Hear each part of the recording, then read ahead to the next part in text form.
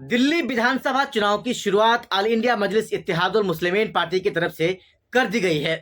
मोहम्मद ताहिर हुसैन जो एमसीडी पार्षद हैं और वो भी आम आदमी पार्टी के हैं, वो मोहम्मद ताहिर हुसैन एमआईएम पार्टी में शामिल हो चुके हैं। उनका परिवार एमआईएम पार्टी में शामिल हो चुका है। ताहिर हुसैन साहब के जितने भी कार्यकर्ता हैं, जितने भी चाहने वाले हैं, वो एमआईएम पार्टी का इस बार साथ देंगे। और सबसे जो बड़ी बात है वो मुस्तफाबाद विधानसभा से, वहां से एमआईएम पार्टी का उम्मीदवार भी कोई और नहीं होगा, मोहम्मद ताहिर हुसैन होगा। जी हाँ दोस्तों, तो आपने सही सुना, कोई और मुस्तफाबाद विधानसभा से उम्मीदवार नहीं होगा। जो आम आदमी पार्टी छोड़कर एमआईएम पार्टी में शामिल हुए, हाल ही में यानी कल ही शामिल हुए मोहम्मद ताहिर हुसैन, वो एमआईएम पार्टी से विधायकी का चुनाव लड़ेंगे और पूरी मजबूती के साथ चुनाव लड़ेंगे। प्रेस कॉन्फ्रेंस करते हुए सैयद इम्तियाज जलील साहब ने कहा कि हम दिल्ली के अंदर चुनाव तो लड़ेंगे ही, लेकिन पूरी मजबूती के साथ चुनाव लड़ेंगे। वह यहां तक कि उन्होंने ये कह दिया कि एक ताहिर हुसैन के एमआईएम पार्टी के आने से इतनी खलबली मच गई है, तो जब चुनाव का समय करीब आएगा तो इस तरह के कितने मोहम्मद ताहिर हुसैन एमआईएम पार्टी में शामिल होंगे, तो फिर उस वक्त आम आदमी पार्टी का दिल्ली के अंदर क्या हाल होगा।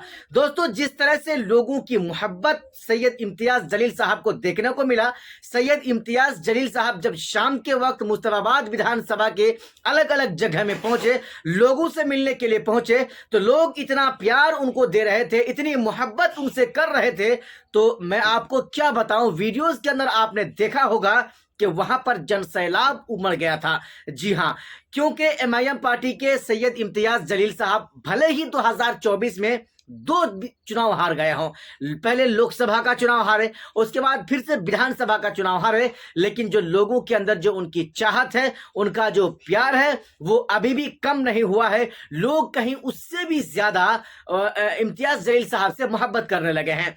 जहां तक दिल्ली विधानसभा चुनाव की बात है, तो 70 के 70 विधानसभा सीटों पर तो एमआईएम चुनाव नहीं लड़ेगी, लेकिन इतना तो तय है, उन तमाम विधानसभाओं में अपना उम्मीदवार जरूर उतारेगी एमआईएम, जहां से एमआईएम पार्टी को लगेगा कि यहां से हम चुनाव जीत सकते हैं। हालांकि एमआईएम पार्टी को दिल्ली के अंदर भी इतनी आसानी से चुनाव में जीत हासिल नहीं मिल सकती है, चूंकि वहां पर अरविंद केजरीवाल की पार्टी, आम आदमी पार्टी, लगातार दूसरी मर्तबा वहां पर सरकार बनाने में कामयाब हो चुकी है।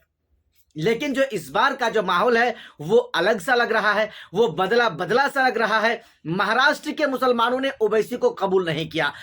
टोटल 16 उम्मीदवारों में महज मुफ्ती इस्माइल साहब विधायक बने, चुनाव जीते, और बाकी 15 के 15 विधायक चुनाव हार गए, विधायकी का इलेक्शन हार गए।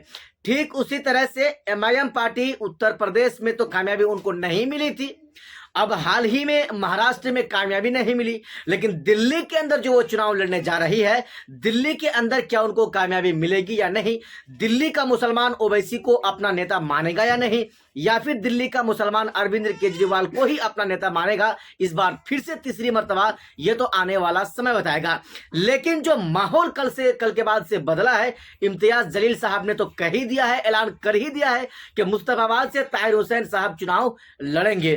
ताहिर हुसैन के बारे में अगर मैं आपको बता दूं, दिल्ली के अंदर जो दंगा हुआ था, वर्तमान में वो आम आदमी पार्टी के एमसीडी पार्षद हैं, लेकिन दिल्ली के अंदर जो दंगा हुआ था उसमें, उस केस में, उस एफआईआर में ताहिर हुसैन साहब का भी नाम है, जिसकी वजह से ताहिर हुसैन साहब अभी दिल्ली के जेल में हैं। वो दिल्ली के जेल में हैं और वो जेल के अंदर से ही उनका पूरा परिवार बाहर से, और वो जेल के अंदर से औपचारिक तौर पर जो है वो एमआईएम पार्टी में शामिल हो चुके हैं।